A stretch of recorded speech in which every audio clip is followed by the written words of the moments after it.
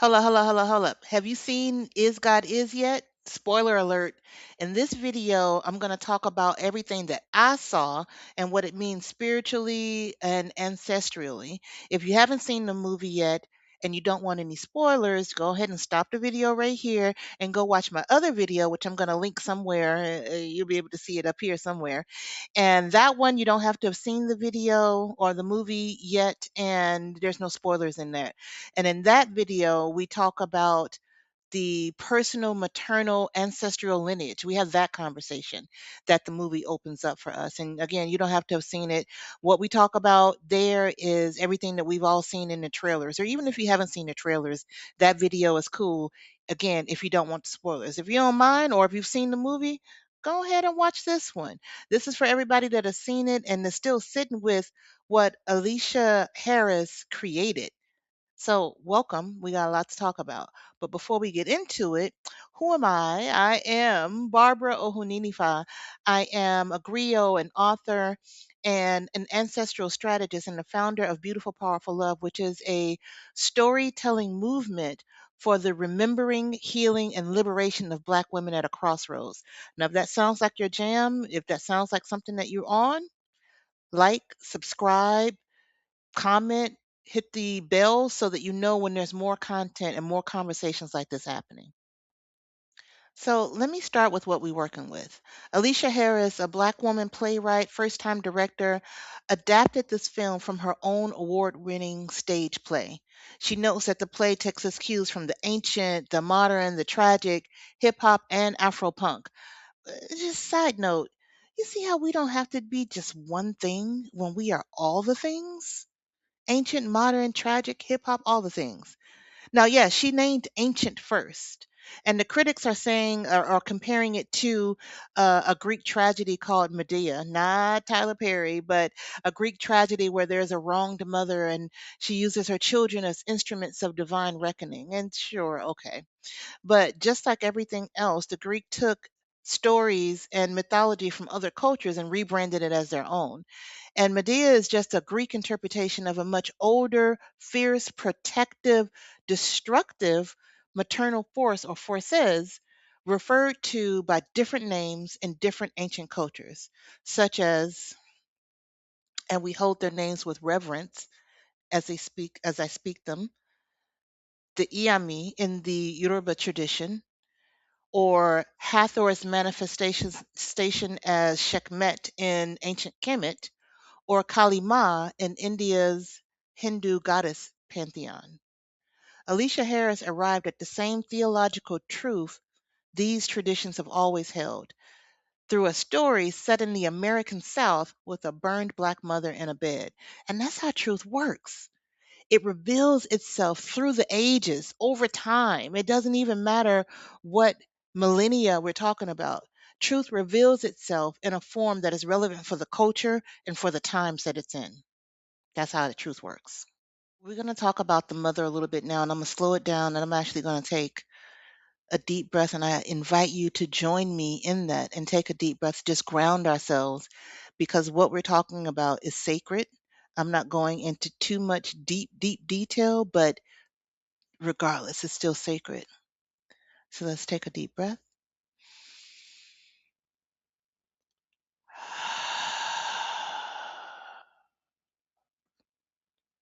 Another one. Inhale.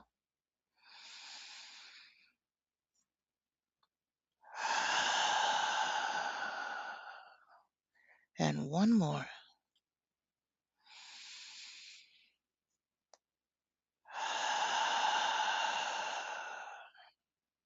Yes. So the mother in Is God Is, played by Vivica Fox, I believe her name is Ruby, but we really don't see her referred to by her name very much. Not as much as she or her or simply God by the twins. Not a name, but a pronoun that is also a declaration. She is she. She is burned. She's been physically destroyed by the man she loved and bore children with. She's bedridden. By every conventional measure, she has been neutralized. In many ways, thrown away and doesn't matter to this society.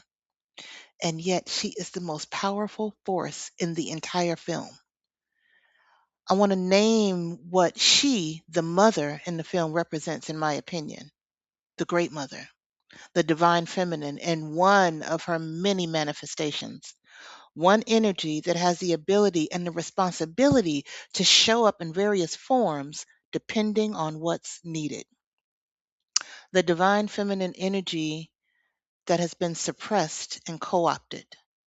In Yoruba cosmology, there's a force called Iyami Osoronga, the deep feminine power that exists at the foundation of the entire cosmological order, not as a sideline, but the foundation of the whole thing. The Orishas themselves move with care around the Iyami. Their power is not decorative and it's not secondary. They ain't come from nobody's rib. They are, and their power is primordial, before life, at the beginning of time. The Iyami are also associated with the night, with birth and death as the same threshold.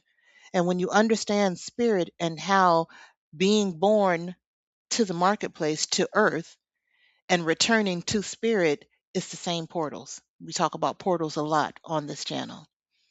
And they're also associated with blood, both the destruction inherent in menstrual blood as well as the creative function of placenta. So when you say EME associated with blood, I don't want you to just think about this crazy violence and death and murder and mayhem. Blood is the foundation of life. It's how you come, it's how you go. And they're also associated with transformation that does not ask permission.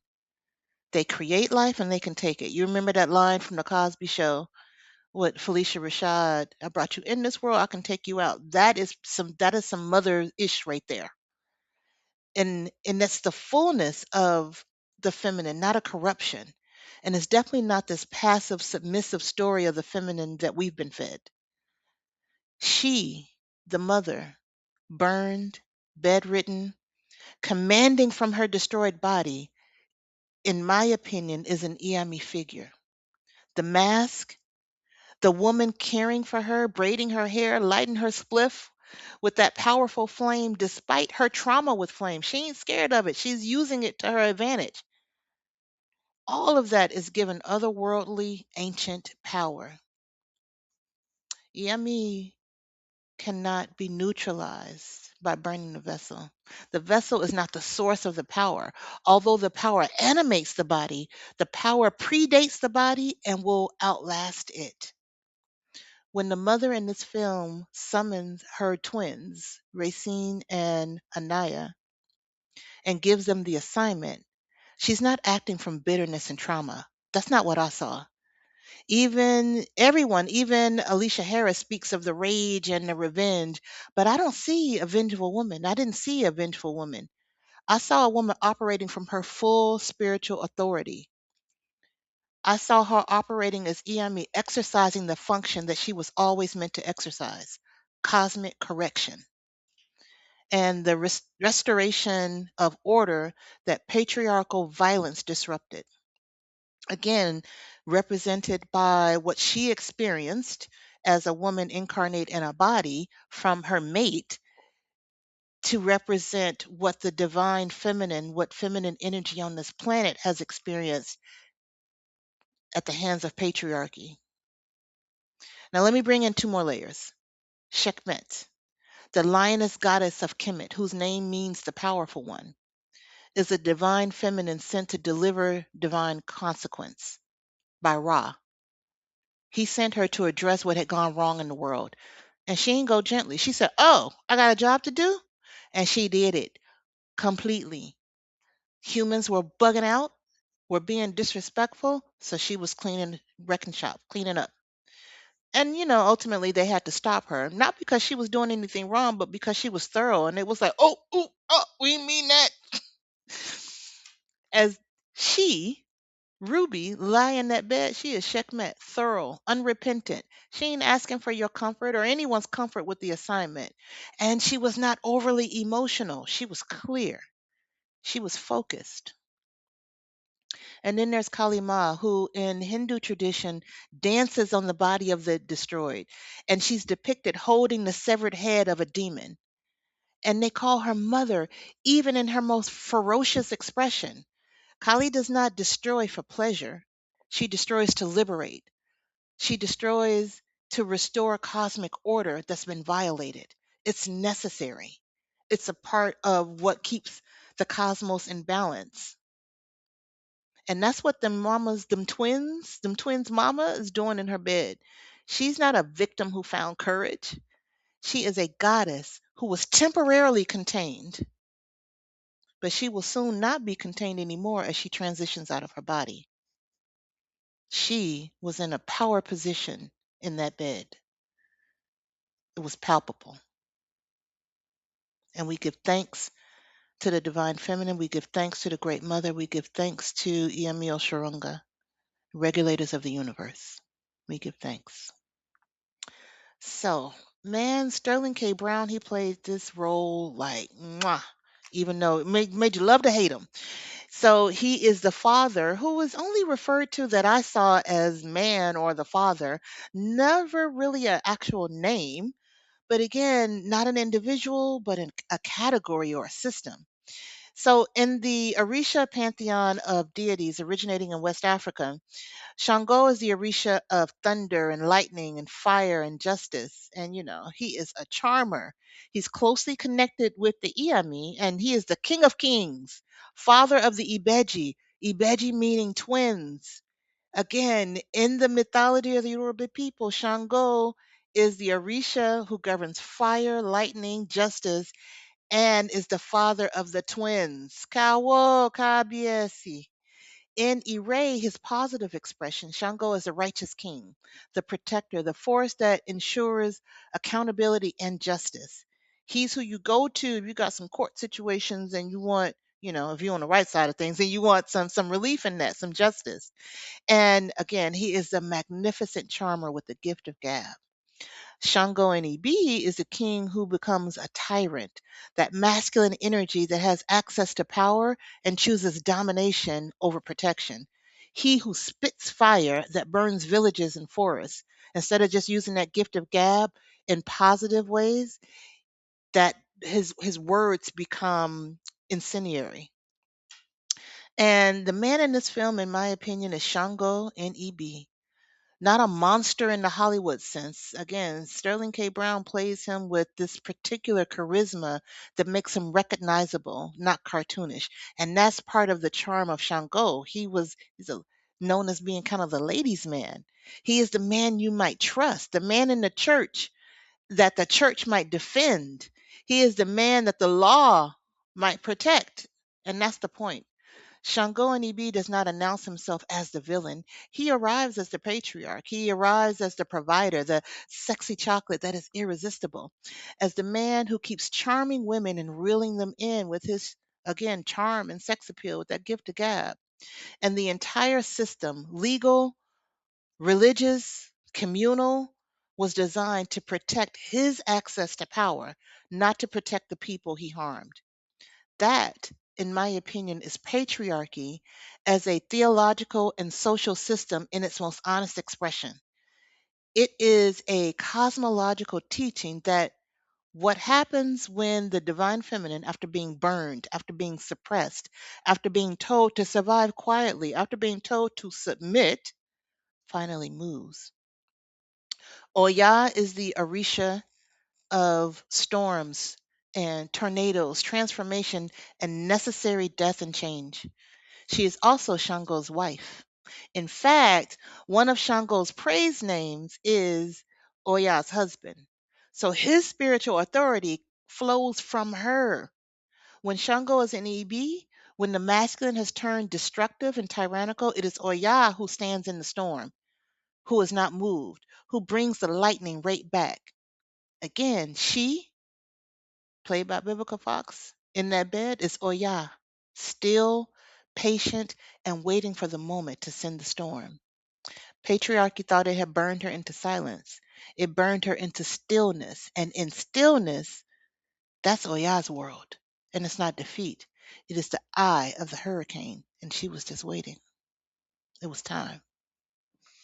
Oh, now we need to talk about Christianity. And this might get uncomfortable for some of y'all, and I encourage you to open your heart to listen, or even check out the other video on that I made on Is God Is for some tips to help you understand why it might be hard for you to listen. And I want to be precise as I can, because this isn't simple. Let's take a deep breath.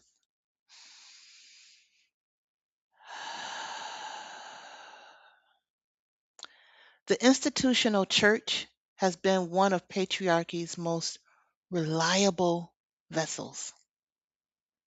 It has sanctified male authority. It has told women to submit. It has protected abusive men with the language of forgiveness and covered their victim with the language of endurance. It's been used to justify slavery, abuse, oppression, war, all things that are the opposite of love. In the American South, where this story is set, the church and the plantation were not opposites, they were partners. The woman divine, played by Erica Alexander, Max from Living Single, she built a shrine to this man, had his son, and then still pines for his return as she continues as the false prophet of that small church. She's groomed her son to worship this absent father who left before she even gave birth, but after he was acquitted on the charges of burning up his wife, meaning she was with him knowing what he had been accused of. Now, whether she somehow allowed herself to believe that, oh, it wasn't true, she knew and was there with him in the court proceedings. That's how the mother knew to send the girls there, because she had seen this woman.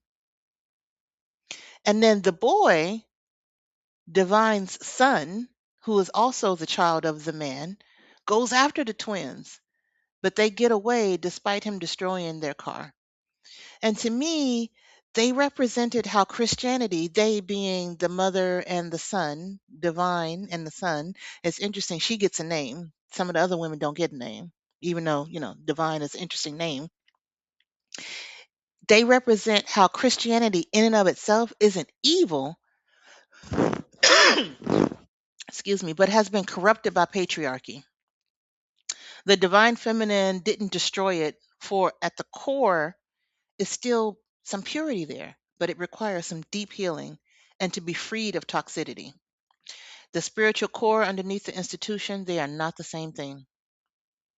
The Jesus of the gospel sat at the well with a woman everyone else had written off, appeared first to women after the resurrection when their testimony in that culture had no legal standing, said explicitly that the last shall be first, that the kingdom belongs to those the empire discards. None of that is patriarchal teaching. That teaching was distorted by patriarchal institutions to serve colonization domination ends, but the teaching itself can be reclaimed. So, Black women inherited a Christianity with contradictions built into it. Black women in America, I will say that.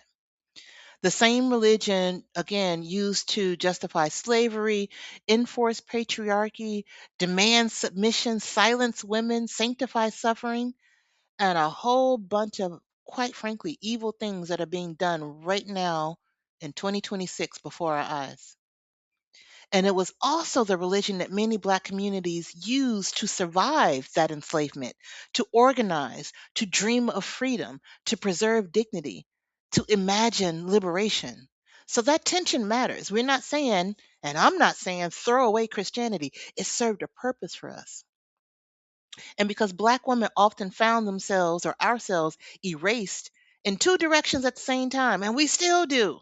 White feminist theology centered white women's experiences. Black liberation theology often centered Black men's experiences. So the womanist theologians ask, what happens when Black women interpret scripture and theology from our own lived reality, not as an afterthought, not as supporting characters, but as moral and theological authorities? Come on now. Christianity, wayward, but not beyond reclamation. Divine, the preacher, and her son survived. They lived for the opportunity to heal and begin again. Now let's talk about the lawyer. He was the man's lawyer that helped him beat the charges, but realized just how evil dude was, which is unfortunate because at the moment he realized it, dude picked up on it and cut his tongue out. I told y'all that was spoilers. So he could never tell. And ever since then, the lawyer has been paying a woman, I don't know if it was just that woman or whoever he could find, to beat the shit out of him so he would be ready for the brutal death that he felt was coming to him when that crazy man came back to end him. Everybody was acting like the man was all powerful, bigger than life. Again, similar to Shango's energy, whether it's in light or in shadow, in Ire or Eb, Shango's energy is massive. It's big. He eats big. He walks big. He does everything big. And everyone was responding to this man like he was bigger than life. So, in my opinion, this lawyer represents other men who aren't fully indoctrinated into the patriarchal system, yet they remain silent and complicit in it, and also damaged by that same system and just kind of caught into that loop. And it was interesting to me also that the lawyer noticed something in Racine, that she had her daddy's eyes. That's a little foreshadowing. And Anaya, at one point, I don't know if it was when they were leaving there or before, she was annoyed with Ray on how excited she seemed to be to do this. And Anaya was never really interested, never really wanted to do this. Ray just convinced her to do it, kind of shamed her to do it. Again, all of this is foreshadowing and understanding the different functions of the divine feminine and how they show up. But that lawyer, men in masculine energy that didn't stand, that were complicit, but also still damaged. Now the twins find their way to the new wife. And this is where capitalism shows up, in my opinion. All of this is in my opinion. The house, the car, the nice things, all of that comes up and it pisses Racine off. Everything about his new family reeks of opulence and capitalism. The uppity wife who looks down on the twins despite knowing how horrible he is, as she herself is trying to get away. And notice, she ain't trying to take them twins with her. Neither of them, and definitely not that taller one. She had some little love for the shorter one, but she was out. New life planned and no intention on coming back. And it looked as if to me that the twin boys were groomed by the father. Like, we know that he had been beating this wife too. We saw that in her flashbacks. But the boys seemed to be like little princes in the castle and never having been beaten. And even demand who's going to make them dinner as their mother leaves. Well, again, one of them did, not the other one. But to even have that kind of attitude and the way she was about her luggage, she was everybody's servant, including them boys. So they had been raised to be in alignment with their father. And for one to assume that when the girls knocked on the door that they were a gift from their father who was away on another fishing trip is just a whole another interesting thing. And another fishing trip, we know he usually comes, he might not come back to tomorrow. We can only assume that the fishing trip, yeah, he was fishing all right, trying to reel in another woman. But one boy seems nice. But at the moment that it counts, at the moment that he could have chosen a different route, even though he was in grief for having lost his twin, he shows up as corrupt and violent and misogynistic as his father. Those boys, twins, again, more twins. This time, there's twin boys. They exist because the father survived without accountability. They live in that house, the resources, the legitimacy, the name that the father built on the wreckage of his first family. Hell, on the wreckage of the second family, he just didn't burn them down, the divine and the son. This father, again, represents patriarchy, toxic masculinity, Shango and Ibi, and the twin boys as the Ibeji, the twin offspring of Shango and Ibi, the tyrant. with all the qualities of the father, benefiting from the original violence and ready to go forth into the world and inflict more harm. Those boys would have been the same as their father. They already were. Patriarchy and capitalism go hand in hand. The reason why there's so much wealth in that particular family in that scene. Patriarchy was on fleet. He had his two sons, again twins. I just trip out at that. And capitalism with all of the money, and that's all that the wife cared about too. She was talking about how much money she had saved and how she was going away, and how she kept the house so immaculate. But the reality is patriarchy and capitalism go hand in hand. They are themselves twins, Ibeji, carrying the same toxic masculine logic of extraction and accumulation. They support each other. Patriarchy can be dismantled, and capitalism will consume itself.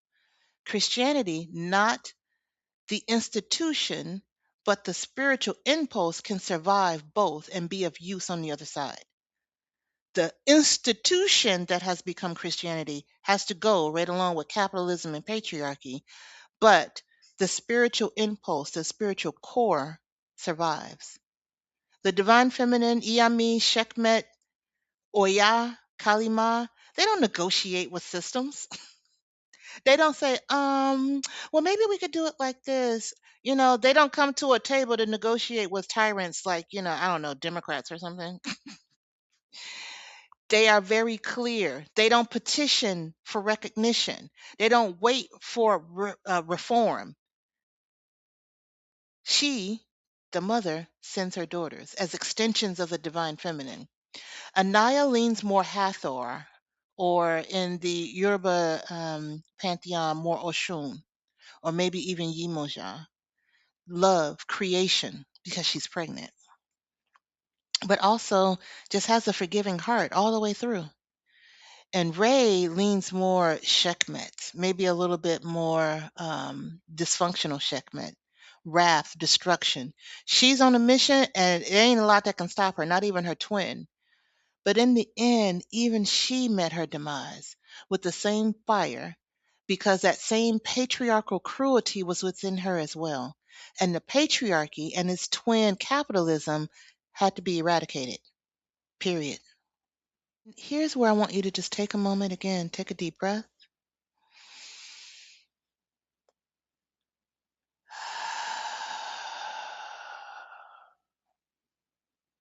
and just release a little, create some space, and just sit for a moment before we close. The divine feminine in all her forms, she does not promise that justice is clean. She promises that cosmic order will be corrected, but correction comes with a cost. And the daughters who carry the assignment are not automatically liberated by completing it. What I believe the ancestral mothers want us to hear through this film is not just that patriarchy will be destroyed, though it will. It's inevitable. The film asks a question. Have you, Black woman or femme, daughter of the Great Mother, examined your own consciousness for internalized misogyny, misogynoir, or embodied patriarchy? Take a deep breath.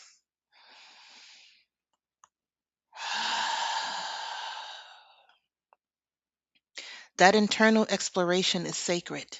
It's important. The other video, as I mentioned, might give you some resources to help explore that question, although they're two separate questions. Because what I saw in this film was toxic masculinity and capitalist patriarchy being destroyed, no matter where it showed up. The father, the new wife, the twin boys, and ultimately Ray, one of the twins, who had eyes like her father and enjoyed the killing. That's the question that travels from the screen into your own life, into your own lineage, into your own mothers. Have you, daughter of the Great Mother, examined your own consciousness for internalized misogyny, misogynoir, or embodied patriarchy? And this is not to invoke shame or guilt, because we've all lived in a system that purposely indoctrinated us with these messages and images. So for it to exist in your consciousness is normal, but we don't have to accept it and we don't have to keep it. Take a deep breath.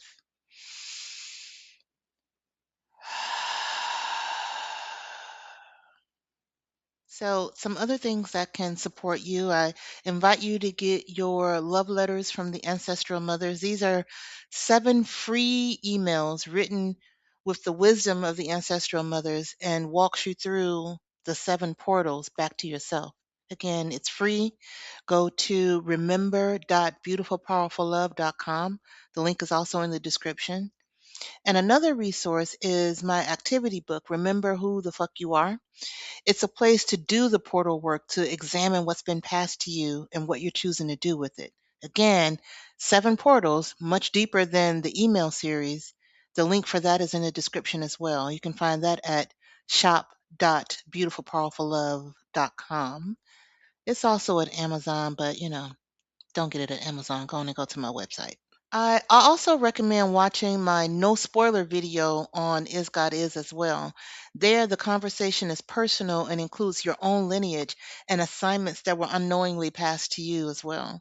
That video is for your sister friend who hasn't seen the movie yet, or for the woman or femme in your life who needs to have that ancestral conversation before she's ready for the deep dive into the Iyami or Shango. The link is in the description. Go ahead and give that a watch and send it to your peoples. And I want to thank you for being here as always. I'm so grateful. I'm grateful that if you stuck around to the end, I'm grateful that you showed up. And I thank you for seeing this film and being willing to go deeper with it. Support Black women's art. Aleshea Harris made something true and real for the times that we're in now. Something ancient moved forward so that we could see it and embody it now. Go tell somebody. And you know what? In the meantime, you know what I always say. Take good care of you. I'll see you in the next video.